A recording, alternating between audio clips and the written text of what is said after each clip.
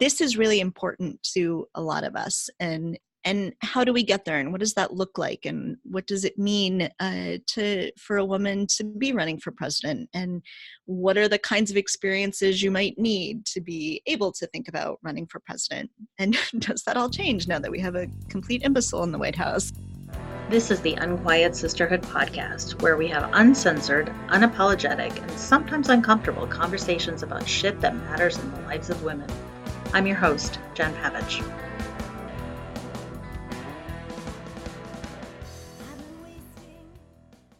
Hey there, welcome to episode 12 of the Unquiet Sisterhood podcast. I am here today with Kelly Pollack, and just to tell you a little bit about her, Kelly, first of her name, is a smasher of the patriarchy, mother of two sons, wife of a Trekkie, leader of committees, warrior for social justice, dweller by the water, knitter of hats, and master of religious studies. She's also the co-host of the Two Broads Talking Politics podcast, which if you have not listened to it, you absolutely must. And obviously we will drop that link in the show notes. So Kelly was born on the 4th of July, and she's always been a firecracker, leading a revolution of girls sitting at the boys' lunch table in second grade and founding the Young Independents in high school. She spent 15 years as a university administrator, and in the fall of 2017, she co-created the Two Broads Talking Politics podcast with her friend Sophy. As a producer and co-host, Kelly quickly built the podcast into a nationally recognized interview show where they featured Democratic candidates, activists, and authors from around the country. Kelly's also the director of content for DemCast, which is a nonprofit grassroots media co-op, and we're going to talk about that a little bit later. But for now, Kelly, thank you so much for being on today. Yeah, thanks for having me. So I want to talk about how the podcast started. So you started in 2017, and it's kind of grown, just exponentially since then. You've talked with people from all over the country, including celebrities like Alyssa Milano and even some of the current presidential candidates. So I would love to hear about the initial vision that you and Sophy had for the podcast and how that has maybe changed along the way, or if it has, or grown, or So yeah, I did not anticipate 2 years ago that I would have been interviewing Alyssa Milano and Kirsten Gillibrand. That was not part of the initial vision. So the podcast actually started from a Facebook post. Wow. Yeah, so I was a big political podcast listener. I listened to like the 538, Pod Save America, the NPR Politics podcast, listened to lots and lots of political podcasts. And so I'd been sort of throwing around the idea in my mind of doing a podcast, but I didn't know what I would do or what I would talk about. So it was just kind of this vague notion in my mind. Sophy and I were friends. She had been a student worker in my office when she was a grad student. And so we sort of knew each other. We'd kept in touch. She was ranting about politics on Facebook, as one does. I'm pretty sure she was ranting about Mitch McConnell. I should go back and find the initial post. It was about 2 years ago. So one of her friends just sort of offhand comment said, "You should start a podcast." And Sophy was like, no one wants to listen to me. And I said, "No, let's do it. We have to do it." So, the first episode was just the two of us. We were just talking, sort of what our political backgrounds were, what we were thinking. And I think Sophy pretty early on thought we should talk to other people too. Like, it's going to be pretty boring if we just talk to each other all the time. So the second episode, we had my brother and her dad on. And so, like, these aren't people from anywhere, but right about science. And so we were talking about politics and science and how they go together.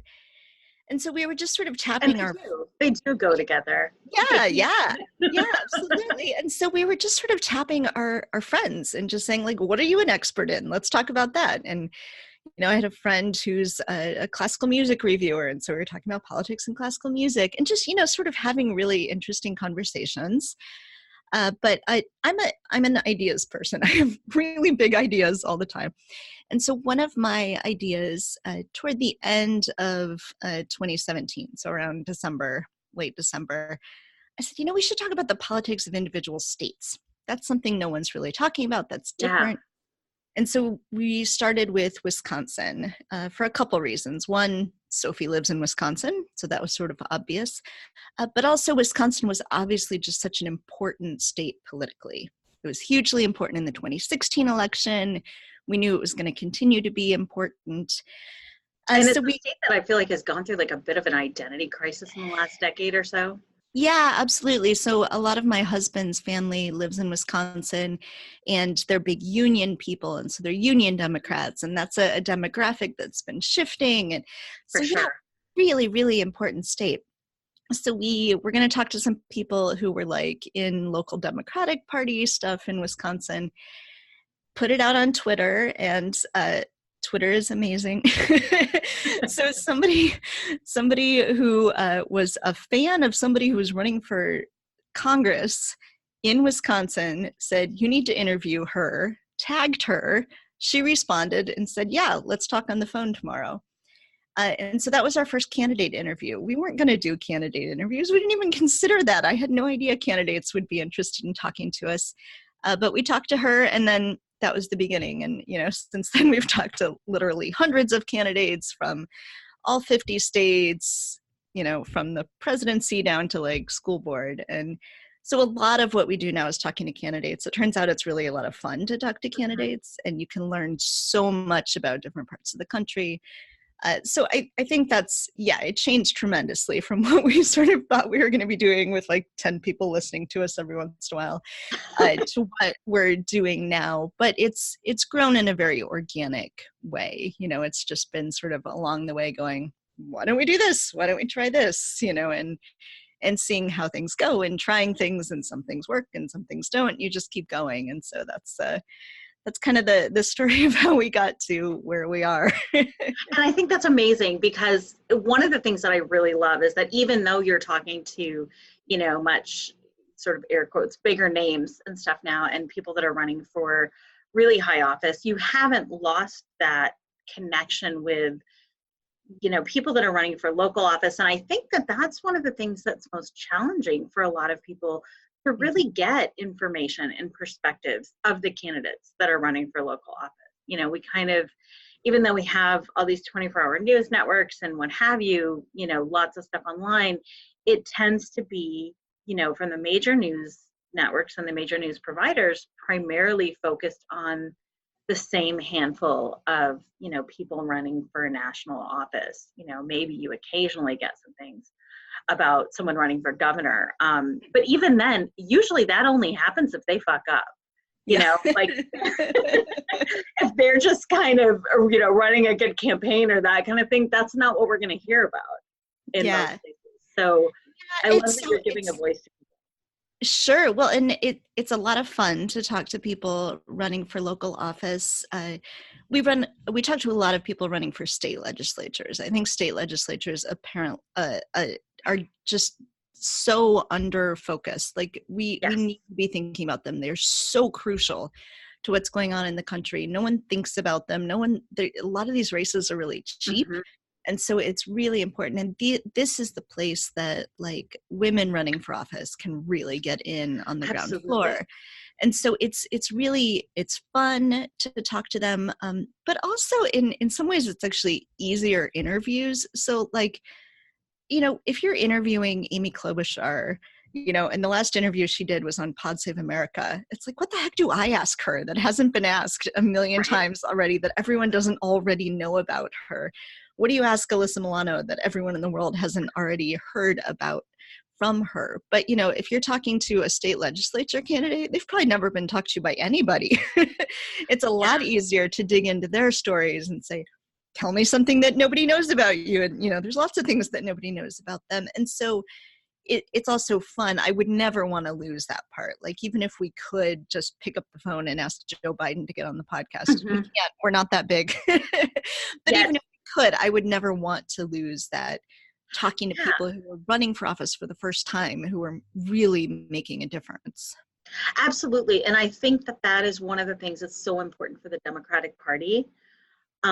Is that giving a voice to people that are running for smaller offices. I feel like we took our eye off the ball for a decade or two, and the other side did not. So winning back some of these state legislatures and winning back, some of the city governments and that kind of thing is really crucial to moving forward, because we need a pipeline.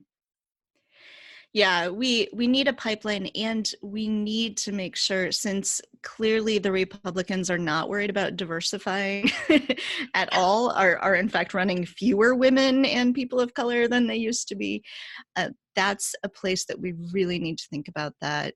A lot of state legislatures are, maybe 20% women. I mean, it's really terrible.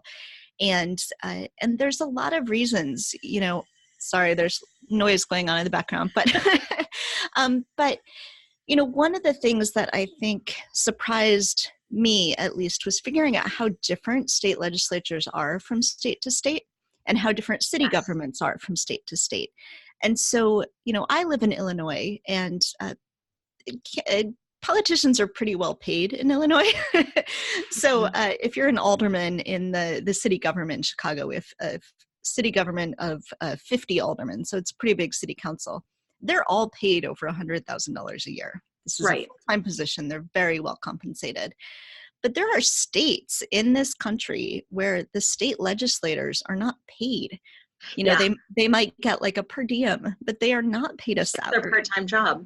Yeah, it's a part-time. And so the people who run for these offices are people who can afford to do that, right? They're lawyers who can work, when they're not in session, or they're realtors, or they're just independently wealthy and aren't working at all. And so it really skews who is in office, what kinds of laws are being brought forward. And so it's so important to be thinking about it and talking about it and figuring out ways that people who don't match that model can also run and can do this work.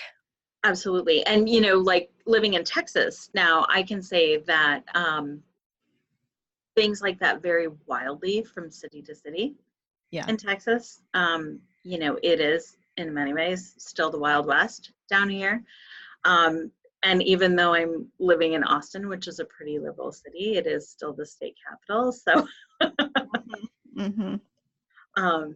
it sometimes makes me smile to think of our very right-leaning, legislature having to be in the middle of Austin, where they're kind of literally under siege half the time. Yeah. So, what would you say is the most surprising thing that you've encountered in kind of doing this work? I mean, maybe it shouldn't have surprised me, but just how many offices there are to run for in this country, how many elections there are all of the time. I mean, there are elections going on like weekly in this country, at some level or another. And, if you stop and think about it, it's probably not surprising, but it's something I had just literally never thought about before. It was never something that I needed to think about before. So I think that, combined with just the crazy influence that money has on politics, so we interviewed a bunch of people running in Ohio in 2018. So I'm from Ohio, Sophie's from Ohio. Ohio plays an important part in our hearts. So we interviewed tons of. I'm from Michigan, the Detroit area. I won't hold it against. All right. But it's the single state that we had interviewed the most people in. Nearly every Democrat who was challenging a U.S. House race, and then a bunch of state legislature seats. And all but one of the people that we interviewed lost. And money just played an enormous impact on it, in part because the finance laws. So people know, I think, about the FEC, the Federal Election Commission, and that there are limits on how much you can give to a presidential candidate or a Senate candidate.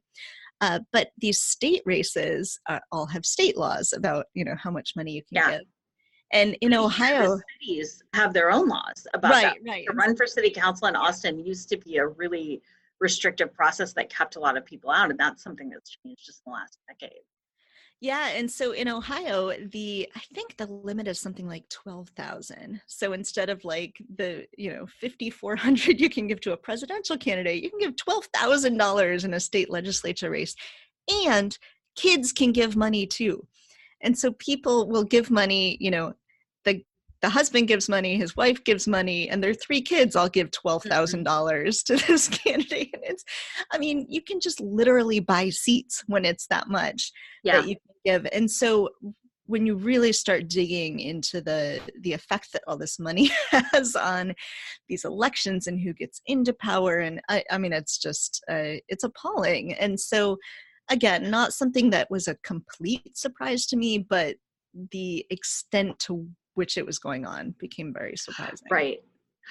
And it is, even when you've seen it over and over again, I think it doesn't get less shocking. Yeah. When you see special interest groups literally approaching people that maybe had no interest in running for office and saying, hey, want us to buy you a seat? Yeah, I don't know where you find those friends, but clearly I'm not hanging out in those places. I know, apparently I'm not hanging out in the right places either, right? Not that I want anyone to buy me a seat, let's be clear. Exactly, absolutely not. But yeah, I think that's really a fair point. And what you said before about, the fact that elections are happening weekly somewhere in the US, and I think oftentimes elections are happening locally for people and they don't realize it. One of the things that's really struck me in, being involved in local politics, both here in Texas and in Minneapolis before I moved down here, is just the fact that so much of this goes on in what feels like a behind the scenes way, where you're having like maybe a school board election that only, 8% of the population is showing up to vote in because nobody else really knows that it's happening. Yeah. And that really leads to representation that does not at all represent necessarily like the will of those constituents. Yeah, well, I mean, that even happens in the presidential election, right? I mean, Right. Presumably people know that one's going on, or most people know that's going on. But, just the way that we make voting so difficult and burdensome in this country, certainly there are people who are just disillusioned for various reasons and are knowingly not going to vote. But there are people who just can't go to vote, who can't get the ID that they need, who are thrown off the voter rolls and don't realize it, who can't take off work to go vote, or they can't get the transportation to their polling place. And those things, I mean, it's just wild to me that there is a political party in this country that is comfortable with the idea that the way they keep power is by keeping people from voting. You should want to vote on the merits. Oh, I mean, some of the bills that came up in the last legislative session here were shocking. Literally things like trying to create penalties for driving people to the polls. Yeah. And for some of the mechanisms that activists have come up with to try and help people be able to vote, and just comfortably standing behind that. Like, I find that appalling. Yeah. Well, and, it ends up being hard not to fall into that same mindset, right? So, like, our kids know we're Democrats. This is not, and obviously we talk a lot about politics at the dinner table, and, so they know a lot about politics. And, my kids will say things like, well, we should make it so Republicans can't vote. And it's like, no, I want everyone to vote. I want to win on the merits of our argument. I want to win because people believe our path is the right path, not because we kept them from voting. Exactly. How old are your kids? So my older son is 7. He'll be 8 in October. And my younger son just turned 5. That's fabulous. So I have, kind of on the older end of the spectrum, my 19-year-old son is avidly interested in politics. And I have had the same conversation, albeit in kind of a more nuanced way, right? Like, his argument is often, we're not going to win by taking the high road. Maybe what we need to be doing is beating them at their own game. And and then it becomes the conversation of, but you kind of lose what you're fighting for. Yes. The ethics that you're fighting for if you chuck them to the side to win. Yeah. Yeah, well, and that argument is going to come up again for us with redistricting, right? So, we're going to, in 2020, after the census, each state is going to draw its own maps depending on how many districts they have for both for federal elections and for state elections. And it's very hard not to say, well, the Republicans are drawing these lines to favor themselves. Maybe we should do the same thing. Why can't we do that too? Yeah. And it's this real, I mean, on the one hand, if we don't do that, do we ever keep power? I don't know. But on the other hand, how can you do that? Right. Two wrongs don't make a right. Yeah. How can you say that you're the party that cares about everybody voting and being represented, and then do something that means that people's voices aren't really heard? Right. And one of the biggest challenges with the gerrymandering conversation is what constitutes an independent authority. Like, right. I don't know anybody who's neutral. Not anymore. No, that's kind of gone out the window, I think. Yeah, although, there are certainly, there's software now, computer software that can For be, sure. No software is neutral. You still have to program it, and there's biases that but you can do things to at least, play with different models and see what a difference it would make, and run it by a bunch of different people and get comment, so there are things you can do that are better. Right. You can pursue actual bipartisan solutions. And I think that word is still in the dictionary for now.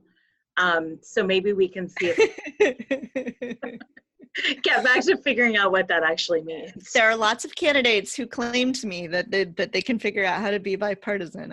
I'm not sure, but. So I want to talk also about, you've got a fairly new segment on the podcast called Vote Her In. And, you've partnered with Rebecca Sive, who wrote Vote Her In, the book, and you're talking to lots of different people about what the path to having our first woman president looks like. Can you tell me a little bit more about that? Yeah, sure. So this is an exciting partnership that we're doing. So I actually got a copy. Rebecca had written an earlier book called Every Day is Election Day, and it was about women running for office, and it's sort of a handbook for running for office. And I had gotten a copy of that as a gift from somebody shortly after we started the podcast. And so I had reached out to Rebecca, didn't know her at all, and said, hey, you want to come on the podcast and talk about women running? And she had come on. So when her next book came out, Vote Her In, her publisher reached out to me and said, hey, do you want to have Rebecca on the podcast again? I said, sure. And so it was after that Rebecca actually had the idea for this podcast. And she had come to me with the idea because she knew I knew something about podcasting. Rebecca also lives in Chicago. And so we'd sort of thrown around the idea, do we make this a totally separate podcast? Do we do this as part of Two Broads Talking Politics? And there's enough overlap in subject area and certainly enough overlap in the audience for these that we decided to make it in sort of series of episodes within Two Broads Talking Politics. And so every other Friday, we do a Vote Her In episode. And those are usually me and Rebecca.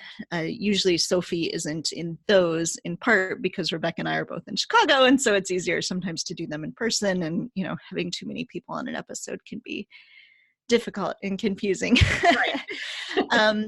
But Sophy has been on some of those episodes too. And so, this is a true partnership. It is taking, sort of the idea behind Rebecca's book, and she's written articles on this too about, how do we get to this point where we have the first woman president? And it was written after Hillary Clinton's devastating loss, and saying this is really important to a lot of us, and us includes Rebecca and Sophy and me, and how do we get there, and what does that look like, and what does it mean for a woman to be running for president, and what are the kinds of experiences you might need to be able to think about running for president, and does that all change now that we have a complete imbecile in the White House? And so we've talked to a number of the female candidates. We've interviewed Marianne Williamson, Amy Klobuchar, and Kirsten Gillibrand. And we've interviewed women who hold executive office of various other kinds. So Audra Wilson, who is the executive director of the League of Women Voters in Illinois. We've talked to women who are in other sorts of elected positions. So Toy Hutchinson, who's a state senator in Illinois, and also has an executive position in the National Council of Legislators. I might have that name a little bit wrong. So we talked to her. We talked to Jan Schakowsky, who is a congresswoman from Illinois. And so we've talked to this really great, amazing group of women. And a lot of these women are people that Rebecca knows from work that she's done, or from, from her other books that she's written. She's interviewed them. And so we've had these really great conversations about, women's leadership. How do women get to the positions? Does that look different? Is the path that a woman takes different to get there? Is the kind of leader a woman is different? How are women viewed when they're trying to take executive power? Are they, the same thing that a man might do and a woman might do, and it's viewed as, sort of laudatory when a man does it, and, somehow wrong when a woman does it. So we've had these conversations, but then also, what does it mean for sort of the next generation of girls to see women running for these offices? What would it mean to have a woman who's president? Would she be thinking about things like childcare or women's health that a man who's in office might not think about? And then also, is being a woman enough, right? So like being a woman doesn't mean you're pro-women. Certainly doesn't mean that you necessarily agree with choice and, various other things. And so we've had these really interesting conversations along the way. One of the things that I loved in the conversation that you had with Kirsten Gillibrand was, her talking about the role that courage plays. Yeah. In being a leader, because I think that that's such a huge part of it for any candidate, but also for any candidate who is in some way the first. Mm-hmm. I was at a panel discussion last night with the Travis County Democratic Party, and it was really interesting to hear the three women on stage who all were in their current elected roles as a first of some kind. Because that's a powerful thing. And you mentioned it's so important for girls to hear these conversations, and I think that's absolutely true.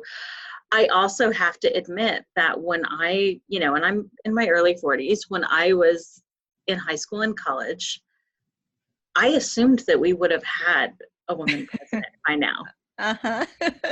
And I think a lot of us did, right? Like, it just seemed like kind of the next logical thing, right? Like, the work was supposed to be done before our generation. Yeah, I mean, I think that that's really what 2016 taught us, right? Is that, I think a lot of people thought sort of the work of, sort of the women's revolution, it's done. Right, and even if we didn't we're fine. That it was done, because I've been working in the women's advocacy space for a long time. Like, I didn't necessarily think the work was done, but I thought that the direction was a given. Like, I did not expect to move backwards. Yeah. Which it very much feels like has happened in the last 2 years in a lot of places. Yeah, absolutely. Backwards and forwards at the same time. Right. Like, sure. Amazing amount of women elected, ridiculous amount of rights being threatened. It's an interesting time to be alive. Yeah, and I think people like you and me who were paying attention knew, like, it wasn't really done. We weren't all the way there. But I think that the one sort of side benefit, and when I say there's side benefits to Trump being elected, it doesn't mean I would, do it all the same way again if I had the choice. It's like when people say the thing I discovered from having cancer. Right. Right. So, but the benefit, I think, is everyone else sort of waking up to it and going, oh, right. Women don't have equal rights. What do you know? And, it's terrible to have to get here this way, but it's good that we got there. Right. And it's good that we're all talking about it now. Right. And, again, it's terrible that we got here this way, but the Women's March, especially that first Women's March in 2017, was just such an incredible experience. And so many of the women and men that we have talked to since then, people running for office, people leading organizations, have said that is what motivated them, is seeing that response could happen to such a terrible thing and could come together, and that many people could come together, that was really deeply motivating. And so, there are some good things that have happened. And I think even the things about the Women's March that maybe were a little more uncomfortable and difficult for some people certainly have sparked other conversation as well, right? Conversation about, intersectionality that I don't think that many people were having before. And, conversation about what does it actually look like to entertain the thought of partnering with women on the other side of the aisle, and what are the things, like what are the hills we'll die on, and what are the things that maybe we're willing to agree to disagree. Yeah, absolutely. And I had, previous to 2016, considered myself to be fairly, quote unquote woke, but the amount of growth that I have done since that time, the amount of sort of acknowledgement of my own biases that remained has been amazing and been really fulfilling. And it's not like I'm completely there. I'm sure I still have it's like a lifelong process, right? But just being able to see that and work through it and educate myself has been really empowering and great. And I am grateful for that side of things. For sure. I wish people's lives weren't in danger to get us all to that point. But there has been some good growth that has happened. Yes, and as much as like we feel like the term woke is so overused, like I also think that from a political standpoint, there was an awakening that needed to happen. Yes, for a lot of people, and I think that for some of them at least that has happened. So one of the things that I noticed, in looking at your background and Sophie's background, is that you both have graduate degrees in religious studies. And I know, you mentioned that you kind of met as part of your job at the university, but tell me about that and kind of how has that informed how you go about the work that you do now? Like, what perspective does that give you? Yeah, so what's interesting about that is that we both have graduate degrees in religious studies, but they're fairly different kinds of degrees. So my degree is from a state school and is very much sort of an academic look at religion. I was studying American religion, nature religion. My master's thesis was on feminist Wicca. So, sort of very much a kind of historical and sociological look at religion. Sophie's degree is from a divinity school. And so I am not at all religious. I'm not anti-religious. My kids go to Catholic school, but I'm a-religious. Sophie is very religious still, and her degree was also an academic type degree, but it's from a divinity school, and she looks at ancient Greek, and very different kind of degree than mine is. But I think what is in common between both of them is that there is something about having a humanistic graduate degree that makes you very, very careful about sources, very careful about critical reading and critical thinking and asking questions and not taking anything at face value. And so I think that very much informs what we do. We've had reviews of our podcast that say, like, you're not shouty like most political podcasts, and we are not shouty. We are very very curious people. We want to sort of really understand what's going on and how things are driving the politics in a certain place. That's really a lot of the reason that I got into religious studies in the first place, was to understand my grandparents who were deeply religious, and I wanted to sort of understand what makes people tick and why does this aspect of their personality drive certain things. And so that's very much the kind of work I feel like I'm still doing. It doesn't always have to do with religion now. I think if I were to go to school now, it would be political science degree, but it would be very much the same kind of work of trying to understand motivations and actions My husband's master's degree is in philosophy. And so we have a lot of the same kinds of questions. A lot of crossover there. Deep reading of texts, and, that's the kind of stuff that really interests us. But I think it does mean that Sophy and I are both very sort of sympathetic to religion, and knowing that religion itself does not need to be sort of the enemy, but, religion can mean a lot of different things to a lot of different people, and it is completely possible and even logical in a lot of ways to be deeply Christian and a Democrat. And so yes, we are able to explore those sorts of things because of the backgrounds that we have. Yeah, well, and I love, that curiosity driven aspect of your podcast, I feel like is one of the things that really sets it apart.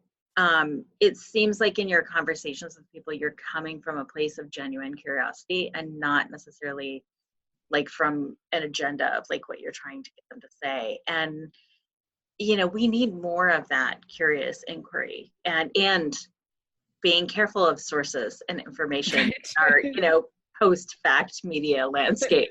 Yes. That's one of the things that's really crucial. So, and that kind of brings me a little bit to talking about DemCast. Yeah. I've listened to a little bit and kind of scoped it out a bit on my own.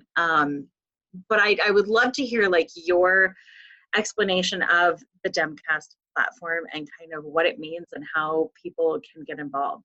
Yeah, absolutely. So DemCast has been it's been something we've been working on for a very long time, really, since the last election in November of 2018.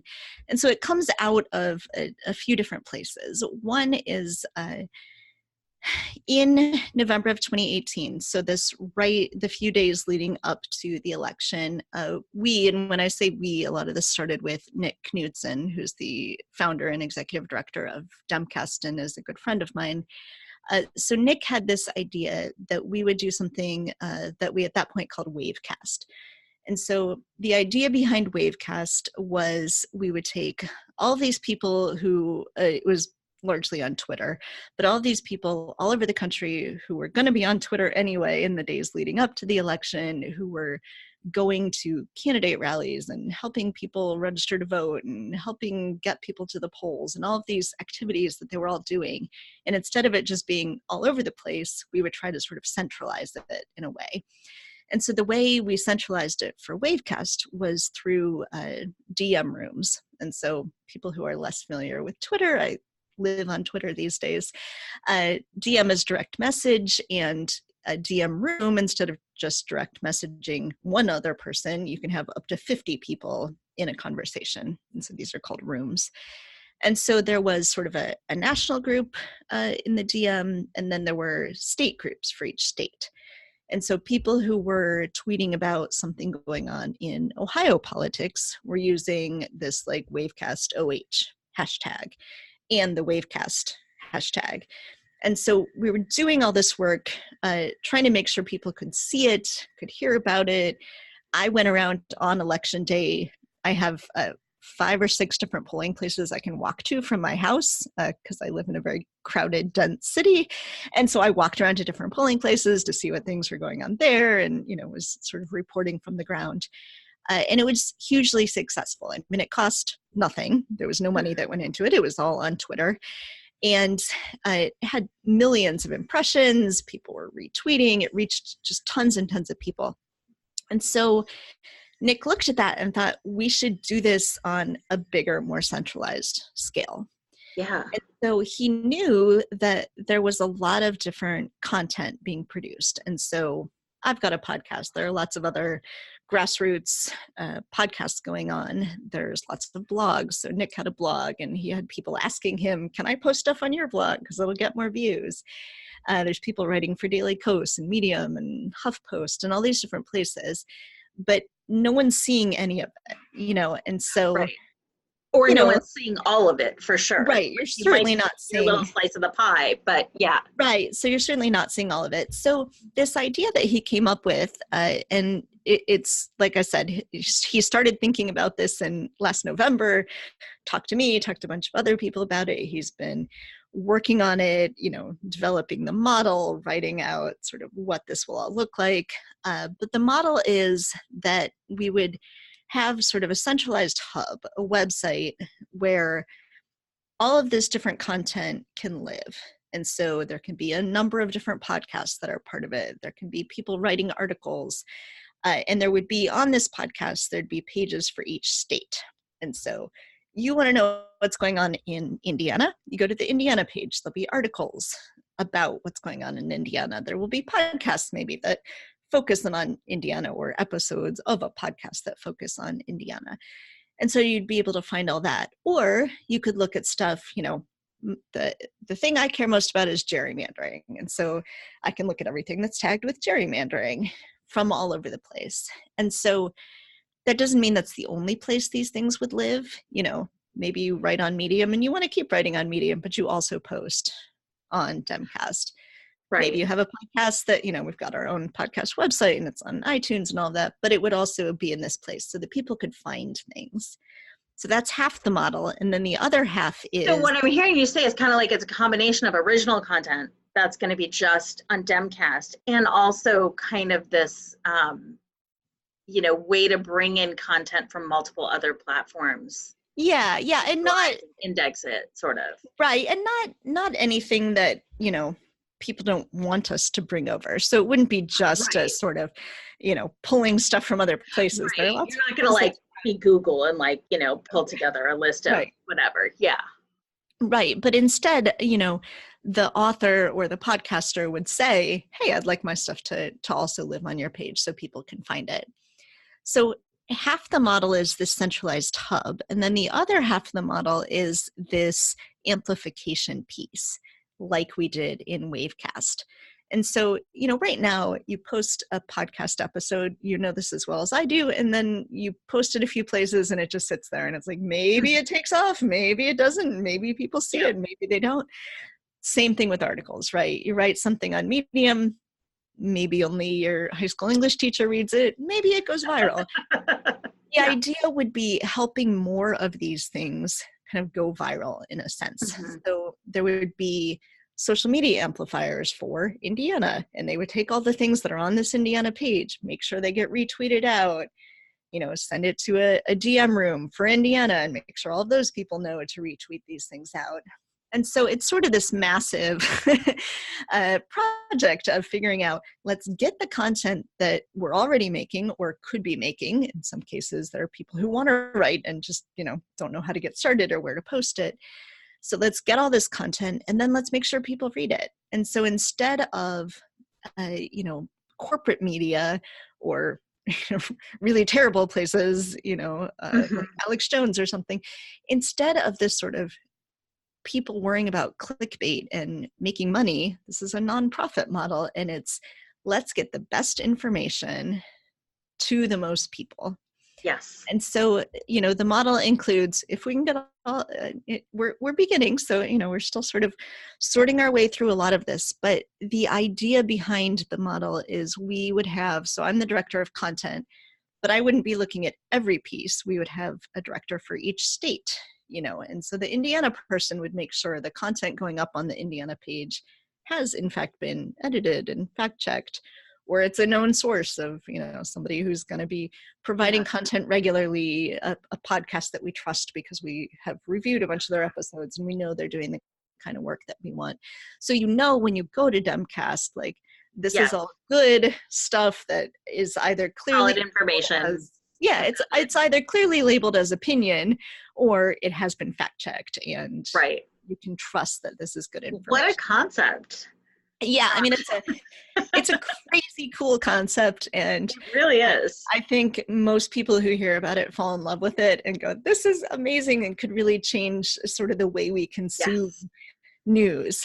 I will say it's a project that it requires a lot of coordination. And so, we just sort of went live with it. We don't have the website live, but we went live with the model and explaining it to people, being out on social media, talking about it more. And just in a few days, over 300 people signed up as volunteers and said, that sounds great, I want to do that. And so part of what we need to do, we want more and more people to sign up, because for this model to really work, we need a ton of volunteers. Yes. And but we will have the links for how to do that in the show notes. Yes.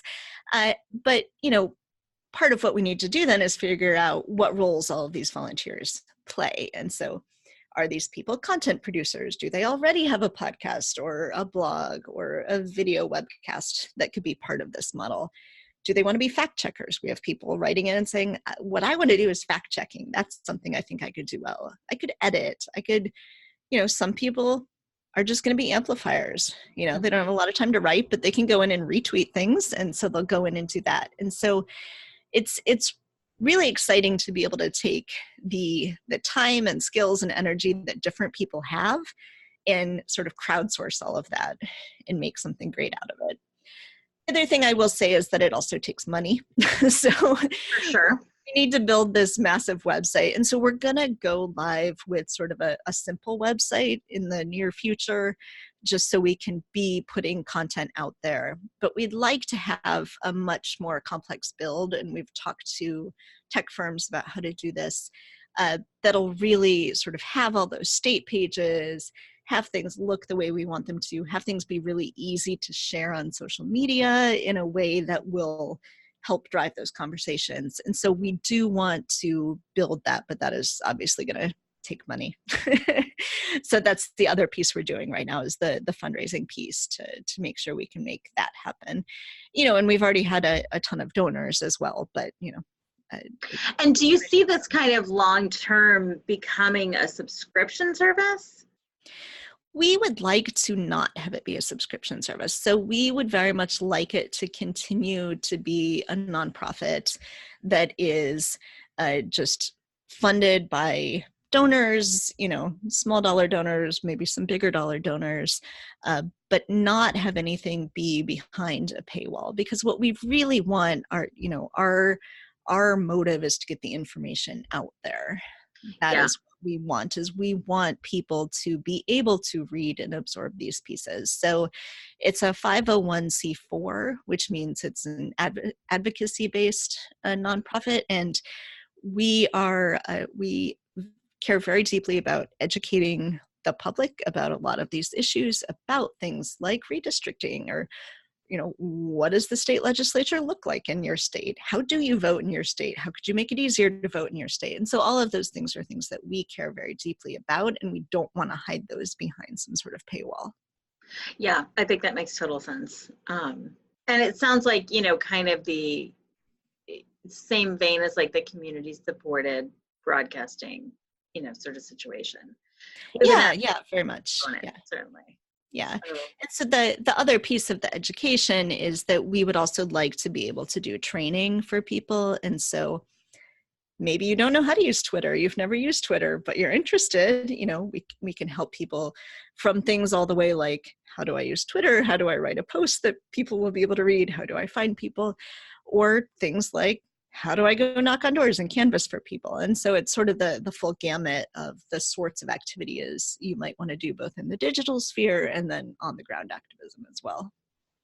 That is fabulous and really exciting. And I, look forward to kind of seeing how it grows, which I'm guessing, just by the excitement that I've sort of already seen around this, that it may be kind of on the same trajectory that the Two Broads Talking Politics podcast went on. Yeah, that's the hope, and I hope people will look at our video too. We have two videos actually, and a firm called 11 Films donated both of these videos to us, and they're incredible. They're really amazing. And so one is a longer, it's about 5 minutes, where Nick really explains the model and exactly what we want to do with it. And the other one is more, it's a 1 minute, it's a launch. It's one of those like videos meant to go viral about like, look what's going on. Look at the, sort of fake news media and clickbait and really part of this is understanding the value of digital. It's not just like, who cares about Twitter, but it's, Trump outspent Hillary 13-1 in the 2016 Right. election on Facebook ads. Like, we need to be able to fight that. We need to meet that where it is. And we don't want to do it via disinformation. We want to do it via getting good information out there. And so, Right. So and that's what you're describing is not only getting the information out there, but it's also, you know, I think people are lost when it comes to looking for the information they need. So kind of curating and organizing it in this way, you know, I feel like makes it accessible to people in a way that really we've never seen before. So that's super exciting. Yeah, it's exciting. It's a massive, massive project, but we're super jazzed about it. Well, we will be sure to follow along, and maybe, you know, you can come back in 6 months and give us an update on yeah, absolutely, where things are at and that kind of thing. So I just, you know, really have enjoyed talking with you so much, and it's a pleasure to learn both more about like kind of your story and, you know, where your podcast is going and also where DemCast is going. So thank you so much for being on today, and we will be sure to drop everything that we've talked about in the show notes so that people can follow along with where things go next. Awesome. Thank you. And thank you so much for having me on. It's really fun for me to sort of get to be on the other side of interviews now. For sure. Yeah, I know. It's a different feeling, isn't it? Yeah, totally. Awesome. Well, thanks so much, Kelly.